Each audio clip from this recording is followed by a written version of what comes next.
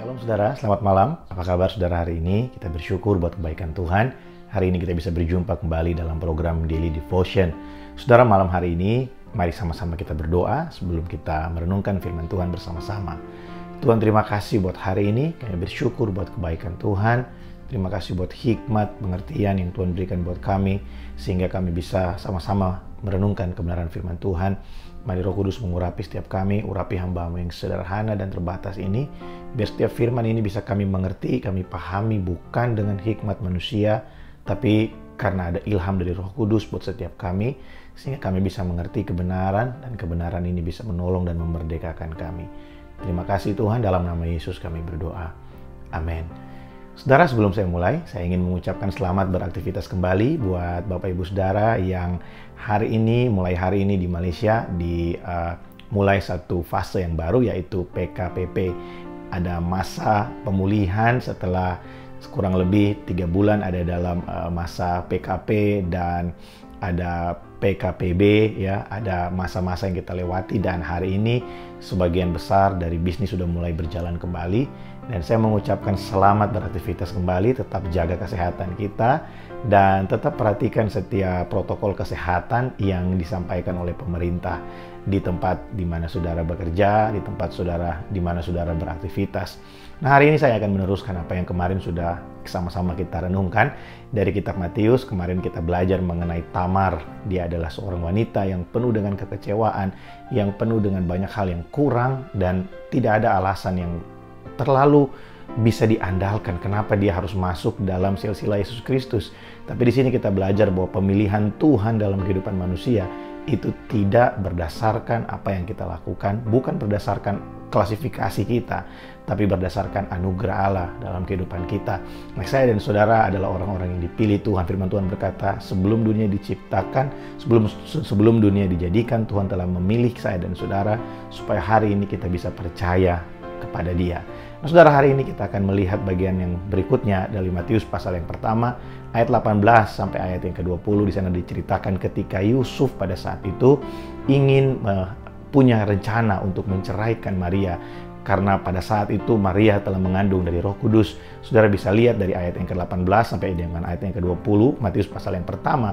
Di sana diceritakan ketika Yusuf, suami Maria, yang adalah seorang yang tulus hati, orang yang jujur, terbuka, dan dia punya niat untuk tidak mempermalukan Maria, sebab pada saat itu kalau Maria ketahuan dia telah mengandung sebelum menikah dengan Yusuf, maka itu akan mendatangkan celah yang luar biasa buat Maria pada saat itu.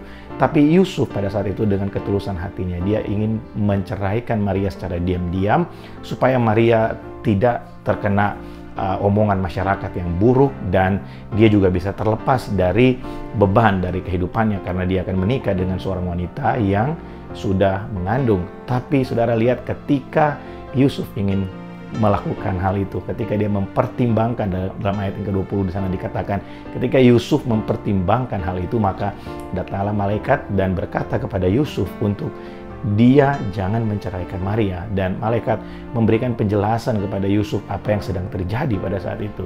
Nah, saudara, di sini kita melihat bahwa ketulusan hati yang dimiliki oleh Yusuf pada saat itu akhirnya menolong dia untuk dia bisa terhindar dari keputusan-keputusan yang salah, dan dia juga akhirnya bisa mendapat keteguhan hati untuk dia bisa melangkah di step yang berikutnya. Saudara, firman Tuhan berkata bahwa ketulusan hati manusia, hati kita yang jujur dan terbuka, kesalehan hidup kita, saudara, itu akan membuat kita terhindar dari banyak jerat. Saudara tahu bahwa ketika kita hidup dengan keterbukaan di hadapan Tuhan, dengan hati yang tulus di hadapan Tuhan, maka Tuhan akan melakukan sesuatu, intervensi Tuhan dalam kehidupan orang-orang percaya, intervensi Tuhan dalam kehidupan orang benar, untuk membuat mereka terlepas dari setiap keputusan yang salah dan memberikan mereka keteguhan hati dalam melakukan segala sesuatu. Saudara, kita belajar untuk bisa memiliki ketulusan hati di hadapan Tuhan, tulus dalam melakukan pelayanan, tulus dalam melakukan pekerjaan. Tulus di sini punya pengertian tidak ada motivasi yang tersembunyi dalam hati kita. Kalau kita mau melakukan sesuatu, mari lakukan dengan sebaik mungkin, lakukan yang terbaik, berikan segala sesuatu seperti untuk Tuhan. Seperti yang dikatakan Paulus, ketika kita melakukan segala sesuatu untuk Tuhan, maka kita tahu bahwa dari Tuhanlah kita menerima upah yang akan menjadi bagian kita. Nah, saudara, kita belajar dari Yusuf pada malam hari ini, bagaimana ketika dia memiliki ketulusan hati, hidup dengan hati yang terbuka, tulus hati, bukan dengan motivasi ingin melakukan hal yang jahat, merugikan orang lain, tapi karena dia ingin, justru dia didorong oleh satu kesadaran bahwa dia tidak mau Maria pada saat itu mendapat celah dari orang-orang yang ada di bangsanya karena sudah mengandung terlebih dahulu. Tapi di saat itu Tuhan intervensi, Tuhan melepaskan dia, memberikan guidance buat dia, sehingga dia bisa ambil keputusan yang tepat dan dia bisa punya keteguhan hati. Nah, dalam kehidupan kita sehari-hari, ketika kita mempertimbangkan sesuatu, saudara, kalau hati kita tulus di hadapan Tuhan, kalau hati kita punya satu niat yang baik di hadapan Tuhan, dan kita tahu bahwa Tuhan tahu apa yang tersembunyi dalam hati manusia, dan semua yang kita lakukan, Tuhan tahu apa yang tersembunyi dalam hati kita. Pastikan setiap kita memiliki satu motivasi, yaitu mengasihi orang lain seperti Tuhan mengasihi kita. Karena ketika kita merefleksikan kasih Tuhan buat kita, itu adalah cara yang paling baik untuk kita bisa belajar mengasihi orang lain. Karena tanpa Tuhan terlebih dahulu mengasihi kita, kita nggak pernah bisa tahu seperti apa mengasihi orang lain. Apa yang dilakukan Yusuf pada saat itu adalah bentuk dari kasihnya kepada Maria, sehingga akhirnya dia terlepas dari keputusan yang salah, dan akhirnya dia punya satu keteguhan hati oleh Tuhan melalui malaikatnya pada saat itu menolong dia. Nah, saya berdoa supaya setiap kita hari ini bisa belajar bahwa ketulusan hati kita di hadapan Tuhan untuk kita bisa mengasihi orang lain dalam memutuskan segala sesuatu. Yusuf pada saat itu tidak mempertimbangkan dirinya, dia mempertimbangkan keadaan Maria.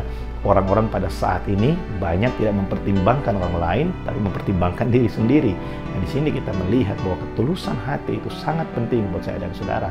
Firman Tuhan berkata, orang benar yang hidup dengan ketulusan, kesalehan hidup itu membuat kaki kita terlepas dari jerat-jerat maut yang ada di depan kita. Nah, saya berdoa supaya apa yang saya bagikan hari ini bisa jadi berkat buat setiap kita, dan kita belajar untuk hidup dalam ketulusan setiap hari.